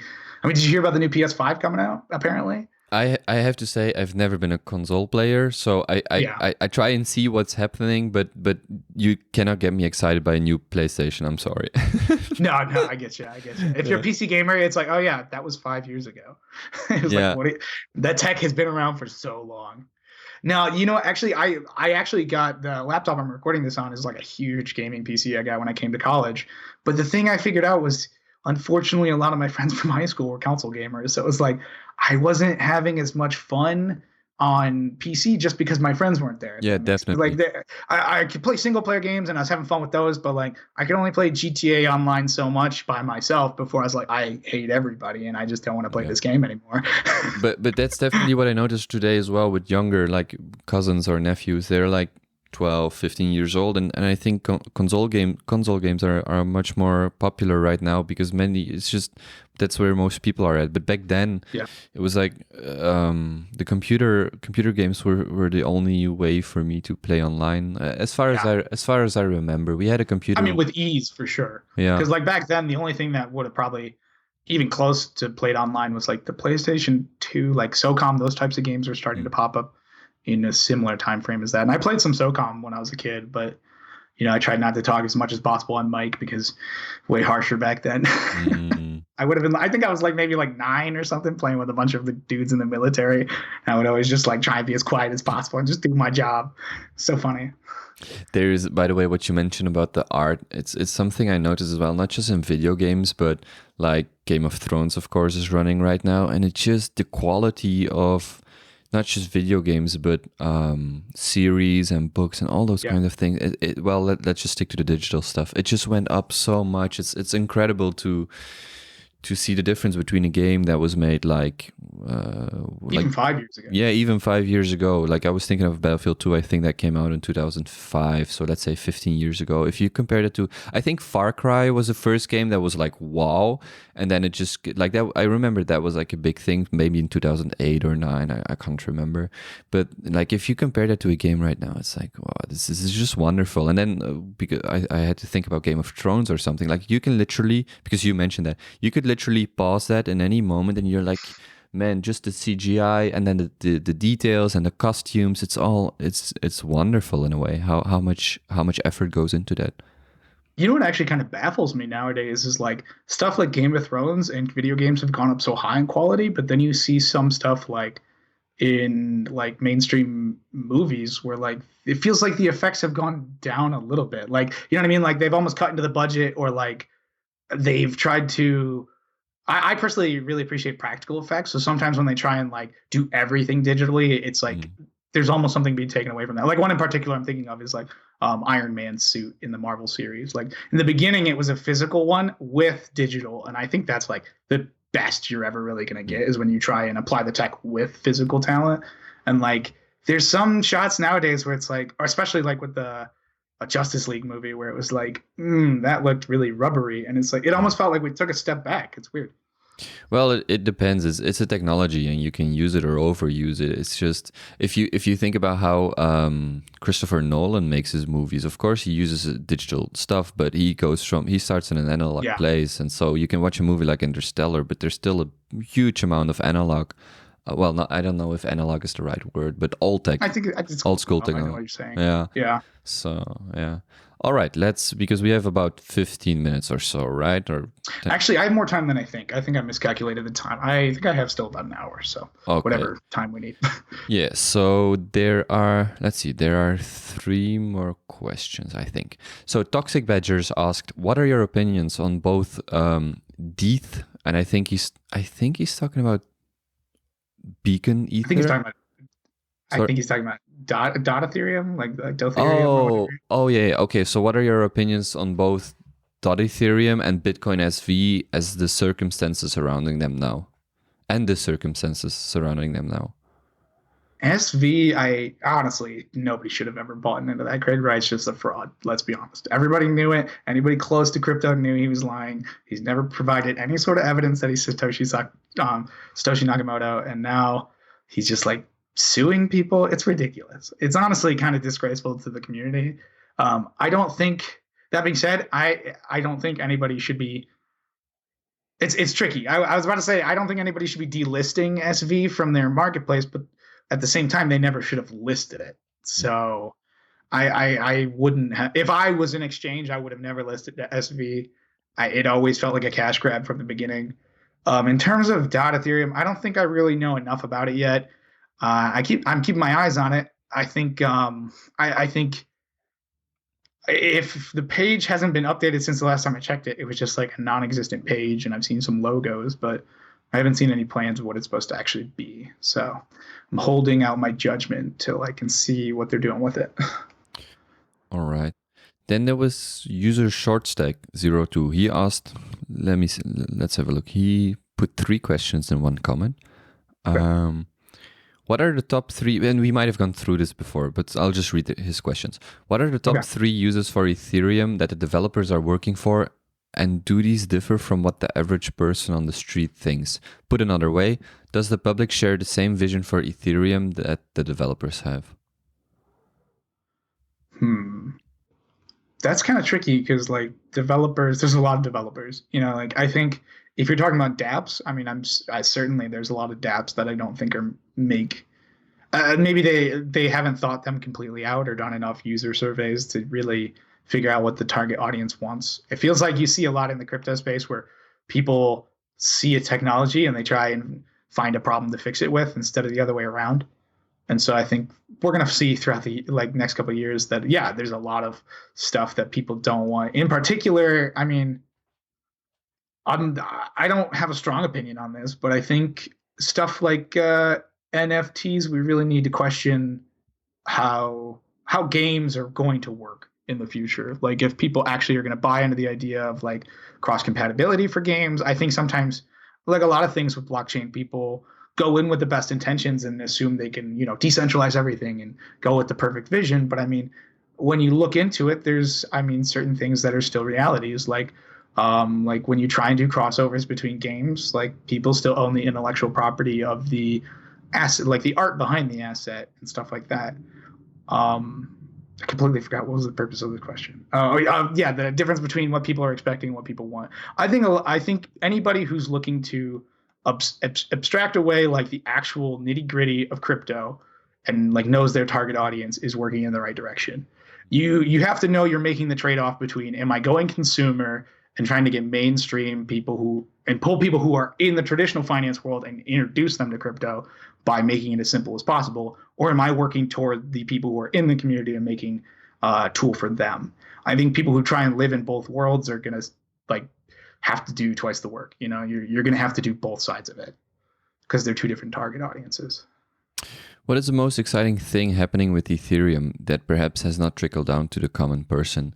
We might have answered this with the micropayments use case, but feel free to add anything to that. Doesn't trickle down to the regular person. I would say a lot of people aren't aware of how fast proof of stake is moving in terms of like the test nets and everything. I think people have heard the term proof of stake for so long that they kind of forgot it's a thing that's happening. It just feels like they don't translate the amount of teams working on it. And I think commercial adoption is another thing that's going to trickle down.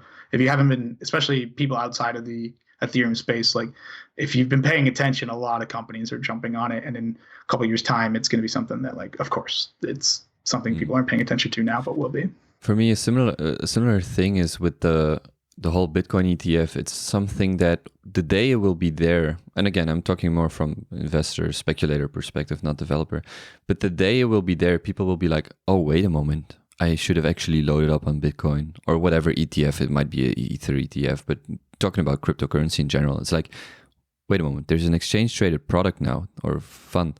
This is actually real. It's like, yeah, it's real, and it's been building up for a long time, and then it's just there. It's the same. It's how I feel about Ethereum as well. It's like, I think Ameen touched on something that was really good in his interview about finding problems in the current financial system and solving those.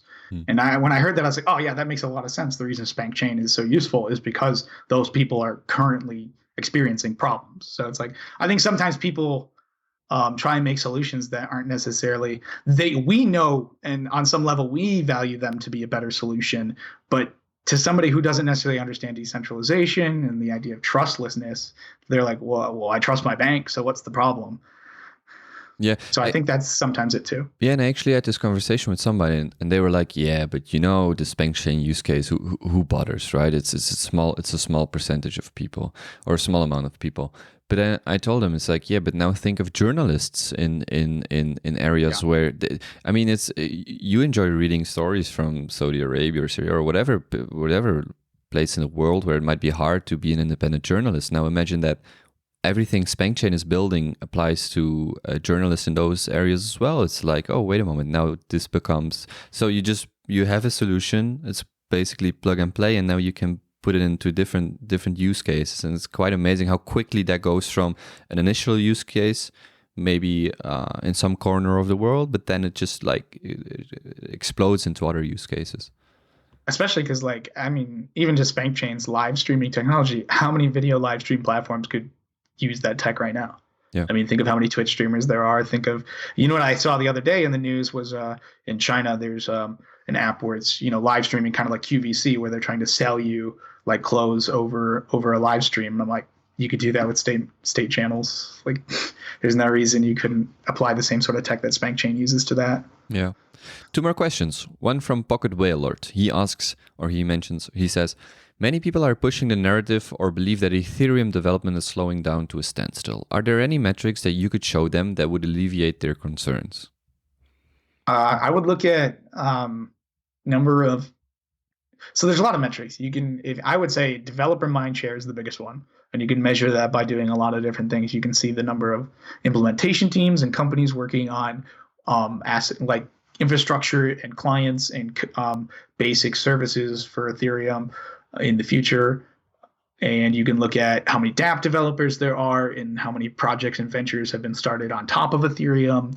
You can look at, even like we talked about earlier, the ease of use and UI improvements over even just the last year should be something you can see that, the burner wallet is amazing. A couple of years ago, I would have killed to have something like that, or something like, I am margin trading on Nuo network right now, and I couldn't do that. I used to have to do that on Poloniex, and Poloniex would hold my funds. And if I wanted to make interest lending, I'd have to lend through Poloniex. I couldn't do that before.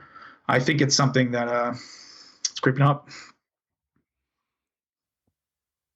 Last question from Ethical Trade.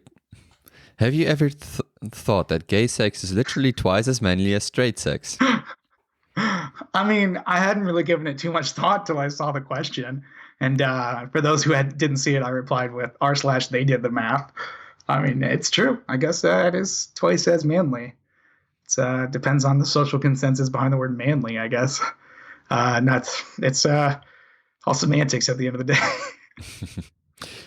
By the way, can I ask you some rapid fire questions? I think sure, these are the same ones I asked jtnichol. So Jeremiah, sorry. So let's see. Old Reddit or redesign Reddit? Old Reddit all the way. Old Reddit mobile. That's a bold choice. Hollow Notes or Fleetwood Mac? Hollow Notes, probably. If you could choose tomorrow to have either proof of stake or $3,000 per ETH, what do you choose? Ooh, proof of stake, because I think it'd be worth more than $3,000 a piece. East Coast or West Coast? West Coast has less snow, but I live in the East Coast, so I gotta say East Coast, I guess. Bitcoin or Bitcoin Cash? Wrapped Bitcoin. Europe or Asia? I eat more ramen, so Asia. A dinner date with Roger Ver or Craig Wright? Craig Wright. I think it'd be fun to pick his brain about how much of a liar he is. Dinner date with Vlad Zamfir or Joe Lubin? Joe Lubin, I think. Or wait, I don't know. Vlad had that kimono. That kimono's pretty sick. If you guys didn't see that on Twitter, so check that one out. No, probably Joe Lubin though. Final question. Another year like 2017 or another one like 2018? For development 2018, price 2017. Let's combine it in 2019. All right, then, Chaz, we went through all the questions that were submitted. So cool. I don't know if there's anything else you would like to add or anything that we haven't talked about or that you think is worth mentioning. Feel free to add that. Worth mentioning. Yet again, check out my piece that I'm going to be having come up on ETH Gas Station Garage with Chaz is going to be going up on the ETH Gas Station blog on Wednesday of next week, or to check the date of that. That is Wednesday the 24th. 24th. Yeah. Oh. So it'll be up on there. And I just leave a comment. Give me I can't remember if there's claps or likes or anything on there. Retweet it.